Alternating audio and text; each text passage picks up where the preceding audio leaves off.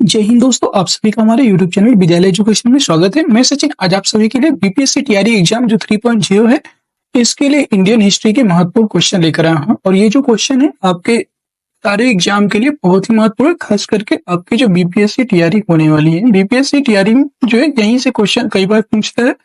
आप देख सकते हैं जो बीपीएससी टीआरई 1 में भी यहाँ से क्वेश्चन देखने को मिले हैं, बीपीएससी टीआरई 2 में भी जो बीपीएससी के प्रीवियस ईयर क्वेश्चन है वहीं से सबसे ज्यादा क्वेश्चन आपको देखने को मिलते हैं। चलिए शुरू करते हैं आज के इस क्लास में। आज हम 101 नंबर से क्वेश्चन सॉल्व करेंगे। 100 नंबर तक हमने इसकी पिछली क्लास में कर चुके हैं। अगर आपने अभी तक वो क्लास नहीं देखी तो प्लेलिस्ट से जाकर के देख लीजिएगा।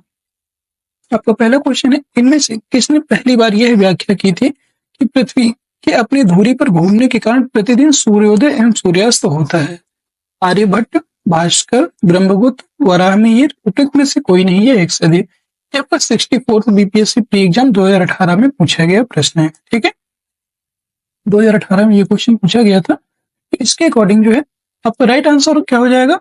प्रतिदिन सूर्य एवं सूर्यास्त के जो घूमने का मतलब होने का कारण है वो है पृथ्वी की अपनी धुरी पर घूमने के कारण। और ये किसने बताया था? आर्यभट्ट ने। ठीक है, आर्यभट्ट जो है पहले व्यक्ति थे, प्रथम व्यक्ति थे जिन्होंने यह व्याख्या की थी पृथ्वी के अपनी धुरी पर घूमने के कारण ही प्रतिदिन सूर्योदय और एवं सूर्यास्त दोनों होते हैं। ठीक, 102 नंबर क्वेश्चन है, इनमें से कौन सा गुप्त काल में औषधि के क्षेत्र में अपने कार्य के लिए जाने जाते थे? सुश्रुत, सौमिला, शूद्रक, सौनिक, उपयुक्त में से कोई नहीं या एक से अधिक। तो इसमें जो है औषधि के क्षेत्र में अपने कार्य के लिए जाने जाते थे। तो जाने तो जाते थे सुश्रुत, बट ये गुप्त काल में नहीं थे। इनका जो शासन काल था वो लगभग 600 ईसा पूर्व था। 600 बीसी लिख सकते हैं इसी को, 600 ईसा पूर्व।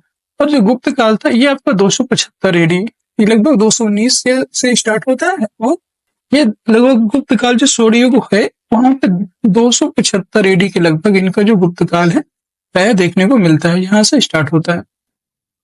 तो और 319 एडी से प्राय शुरू होता है। तो गुप्त काल और सुश्रुत में कोई मेल नहीं है, फॉर्मूला भी नहीं है, शूद्रक भी नहीं। और शूद्रक तो लेखक हैं आपके, तो इसका राइट आंसर हो जाएगा यहाँ पर उपयुक्त में से कोई नहीं। नेक्स्ट क्वेश्चन है क्वेश्चन नंबर 103, चीनी यात्री ह्वेनसांग ने किस विश्वविद्यालय में अध्ययन किया था? तक्षशिला, विक्रमशिला, मगध, नालंदा। तो चीनी यात्री ह्वेनसांग था, उसने नालंदा विश्वविद्यालय में अध्ययन किया था। चीनी यात्री जो ह्वेनसांग है इसका राइट आंसर डी हो जाएगा। और चीनी यात्री जो है ह्वेनसांग हर्षवर्धन के शासनकाल में भारत आया था और 637 ईस्वी में ह्वेनसांग नालंदा विश्वविद्यालय गया, जहां पर इस समय यहाँ के कुलपति जो थे वो आचार्य शीलभद्र थे। लगभग 1.5 वर्ष तक नालंदा में निवास कर उसने योग शास्त्र का अध्ययन किया। इसके बाद वह बंगाल, उड़ीसा, धानेकटक से होते हुए कांची पहुंचे। ठीक है, अपनी यात्रा के दूसरे दौर में ह्वेनसांग जो है पुनः नालंदा आया और व्याख्यान भी दिया यहाँ पर। नेक्स्ट है आपका ह्वेनसांग की भारत यात्रा के समय सूती कपड़ों के उत्पादन के लिए सबसे प्रसिद्ध नगर था। वेरी इंपॉर्टेंट क्वेश्चन है, से पूछ सकता है। वाराणसी, मथुरा, पाटलिपुत्र, कांची। ये जो है सूती कपड़ों के लिए उत्पादन में सबसे प्रसिद्ध नगर था मथुरा। चीनी यात्री ह्वेनसांग हर्षवर्धन के शासनकाल में भारत आए थे और मथुरा एक औद्योगिक नगरी थी। अर्थशास्त्र से ज्ञात होता है कि इसके सूती वस्त्र उत्कृष्टता के लिए प्रसिद्ध थे। जो मथुरा के सूती वस्त्र थे उसके अच्छी क्वालिटी के लिए प्रसिद्ध थे। ह्वेनसांग ने मथुरा की आर्थिक समृद्धि और व्यापारिक प्रगति की भी पुष्टि की थी। वह लिखता है कि मथुरा के बाजारों में बिकने वाली वस्तुएं काफी सजाकर रखी जाती थी। नेक्स्ट है आपका कवि बाण निवासी था? पाटलिपुत्र का, थानेश्वर का, भोजपुर का, उपयुक्त में से कोई नहीं। कवि जो बाण थे ये जो है बाण, इनका पूरा नाम था बाण भट्ट, याद रखिएगा, बाण भट्ट इनका पूरा नाम था। और इन्होंने जो है कादम्बरी, हर्षचरित, कादम्बरी, चंडी शतक इनकी प्रमुख रचनाएं थी। और ये जो है पाटलिपुत्र के निवासी थे।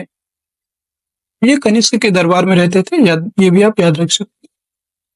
और हर्षवर्धन के दरबार में रहते थे बाण भट्ट। ठीक है, नेक्स्ट क्वेश्चन है क्वेश्चन नंबर 106। चीनी यात्री इत्सिंग ने बिहार का भ्रमण किया लगभग 405 ईस्वी में, 635 ईस्वी में, 637 ईस्वी में, उपयुक्त में से कोई नहीं। जो चीनी यात्री इत्सिंग थे इन्होंने बिहार का भ्रमण जो है 671 672 में यहाँ पर बिहार का भ्रमण किया था। तो इसमें कोई भी ऑप्शन में नहीं है, इसलिए इसका राइट आंसर हो जाएगा डी, उपयुक्त में से कोई नहीं। चीनी यात्री इत्सिंग 671 या 672 में जो है जब वह युवक था, अपने 37 बौद्ध सहयोगियों के साथ बौद्ध धर्म के अवशेषों को देखने की इच्छा से उसने पाश्चात्य विश्व भ्रमण करने का निश्चय किया और वह दक्षिण के समुद्री मार्ग से होकर भारत आया था, जो 675 से 685 तक जो है नालंदा विश्वविद्यालय में अध्ययन भी किया और 693-94 में लगभग सुमात्रा होता हुआ वह चीन वापस लौट गया। नेक्स्ट आपका 107 नंबर क्वेश्चन है, प्रसिद्ध चीनी यात्री फाहियान ने किसके शासनकाल में भारत की यात्रा की थी? ये कई बार पूछा गया है। चंद्रगुप्त प्रथम, चंद्रगुप्त द्वितीय, रामगुप्त, श्रीगुप्त, उपयुक्त में से कोई नहीं है, एक से अधिक। तो जो फाहियान थे ये आपके चंद्रगुप्त द्वितीय, इन्हीं का नाम है विक्रमादित्य। चंद्रगुप्त द्वितीय को ही विक्रमादित्य के नाम से जाना जाता है और जो इन्हीं के शासनकाल में भारत आए थे Fahien. Next question, question number 108, Nalanda विश्वविद्यालय के संस्थापक कौन थे? ये काफी इंपॉर्टेंट है। चंद्रगुप्त, विक्रमादित्य, कुमारगुप्त, धर्मपाल, पुष्यगुप्त। नालंदा विश्वविद्यालय के जो संस्थापक है उनका नाम है कुमारगुप्त। ये गुप्त वंश के शासक है कुमारगुप्त। वेदसांग के अनुसार नालंदा विश्वविद्यालय का संस्थापक शक्रादित्य था, जिसने बौद्ध धर्म के त्रिरत्नों के प्रति अपनी महती श्रद्धा के कारण इसकी स्थापना करवाई थी। शक्रादित्य की पहचान कुमारगुप्त प्रथम जो 415 से 455 ईस्वी से की जाती है और कुमारगुप्त की जो प्रसिद्धि है उससे जो है इनकी जो एक उपाधि थी महेंद्रादित्य, उसी से इसकी उपाधि थी। नेक्स्ट आपका 109 नंबर क्वेश्चन है, ताम्रपत्र लेख दर्शाते हैं कि प्राचीन काल में बिहार के राजाओं का संपर्क था।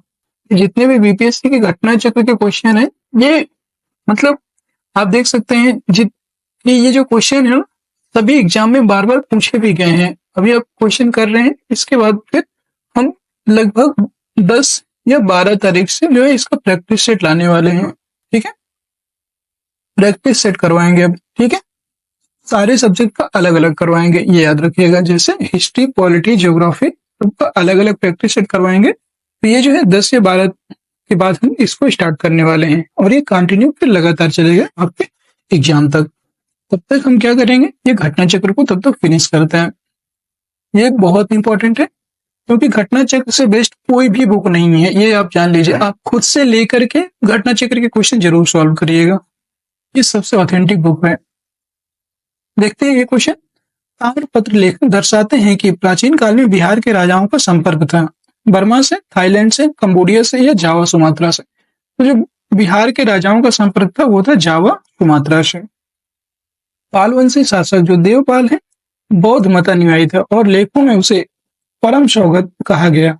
उसने जावा के शैलेंद्र वंशी शासक बालपुत्र देव के अनुरोध पर उसे जो है नालंदा में एक बौद्ध विहार बनवाने के लिए 5 गांव दान में दिए थे। नेक्स्ट है आपका 110, सुवर्ण भूमि का वह राजा कौन था जिसने नालंदा में एक बौद्ध विहार की स्थापना की तथा उसके रख रखाव हेतु अपने दूत द्वारा देवपाल से 5 गांव दान में देने के लिए प्रार्थना की थी? धड़ीन्द्र, संग्राम धनंजय, बालपुत्र देव, चूड़ामणि वर्मन, में से कोई नहीं है, एक से अधिक। तो वह जो है सुवर्णमणि का जो है आपका राजा था बालपुत्र देव, जिसने नालंदा में एक बौद्ध विहार की स्थापना की और उसके रख रखाव हेतु अपने दूत द्वारा देवपाल से 5 गांव दान में देने के लिए प्रार्थना की थी। ये ऑप्शन इसका राइट हो जाएगा। अगला क्वेश्चन है 111, नालंदा विश्वविद्यालय के विनाश के कारण थे मुसलमान, कुषाण, सीथियंस, मुगल। आप सभी को पता है विनाश के जो कारण थे वो थे मुसलमान। नालंदा विश्वविद्यालय बख्तियार खिलजी के अधीन तुर्क मुस्लिम आक्रमणकारियों का द्वारा नष्ट किया गया था। ये क्वेश्चन अभी जो है कल मॉर्निंग की क्लास में भी बताया था आपको।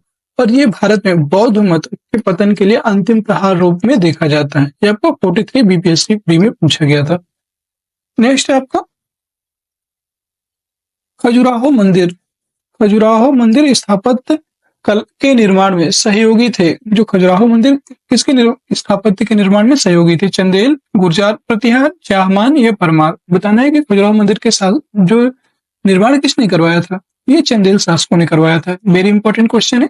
और ये जो खजुराहो मंदिर के जो है चंदेल शासकों के समय 950 से 1050 के ईस्वी के बीच में हुआ था। अगर आपसे शासनकाल पूछता है चंदेल शासकों का, तो बता सकते हैं 950 से 1050 ईस्वी के बीच ये बने थे, जो खजुराहो के मंदिर थे।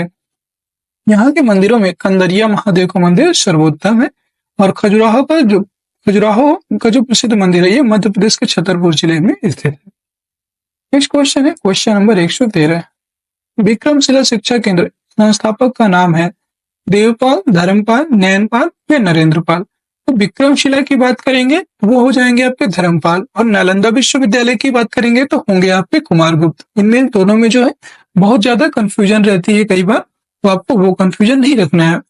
विक्रमशिला का विश्वविद्यालय बिहार के भागलपुर जिले में स्थित है।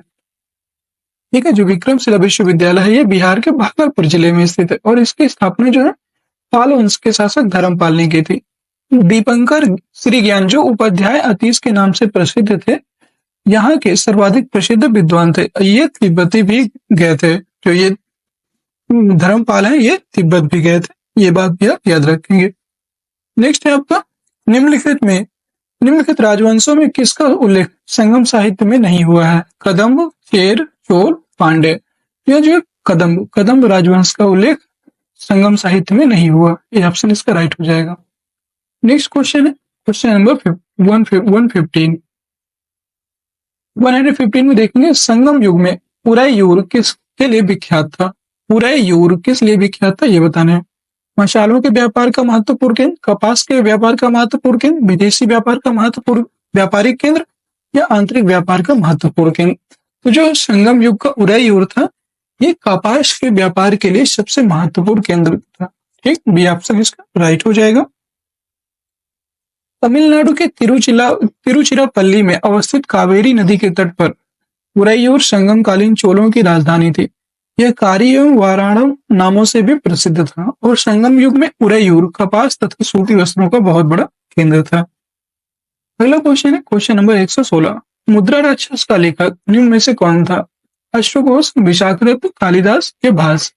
मुद्रा राक्षस के जो नेता है लेखक है, मुद्रा राक्षस के लेखक आपके विशाखदत्त हैं। विशाखदत्त द्वारा मुद्रा राक्षस लिखी गई थी। अश्वघोष के द्वारा बुद्ध चरित्र लिखा गया था।